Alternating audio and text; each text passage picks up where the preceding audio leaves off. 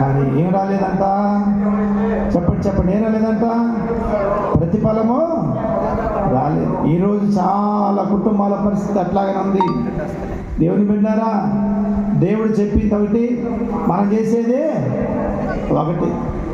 ఏంటి? ఉద్యోగాలు చేస్తున్నాం, వ్యాపారాలు చేస్తున్నాం, చేతి పనులు చేస్తున్నాం, రేయి మగులు కష్టపడుతున్నాం, ఆ పని చేస్తున్నాం, ఈ పని చేస్తున్నాం. చివరికి ఇంట్లోకి వచ్చేసరికి చెప్పండి ఏడుపు, దుఃఖము. ఏంటి బ్రతుకు, ఏంటి జీవితం, ఏంటి పరిస్థితి? కారణం ఏంటి? ఒక్కసారి నిన్ను పరీక్షించుకున్నావా దేవుని బిడ్డ? సహోదరి, సహోదరుడా, నిన్ను నీవు పరీక్షించుకున్నావా?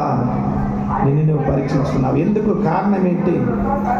దేవుడు చెప్పింది మనం చేస్తున్నామా? దేవుని మాటకు వ్యతిరేకంగా నడుచుకుంటున్నామా దేవుని బిడ్డ?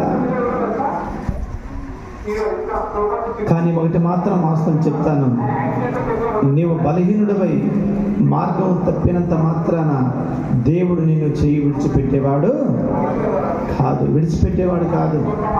పోతే పోయారులే, వాళ్ళు పోతే పోయారులే, నేను ఇంకొకరు చూసుకుంటానని చెప్పి ఇంకొకరు చూసుకునే దేవుడు కాదు. ఇదిగో ఏర్పాట్లు నువ్వున్నావు గనక, పిలుపు తగినట్లుగా నిన్ను కోరుకున్నాడు గనక, నీ పట్ల దేవుడు జాలి కలిగినాడు గనక, ప్రేమ కలిగినాడు గనక, నీవు ఒకవేళ ఆయన మాటను తిరస్కరించి వేరొక మార్గానికి వెళ్ళినంత మాత్రాన్ని నేను విడిచిపెట్టాడు. వాక్యమేనండి, స్తోత్రం కలుగును గాక. నా ప్రియ దేవుని బిడ్డారా, జాగ్రత్తగా గమనించండి.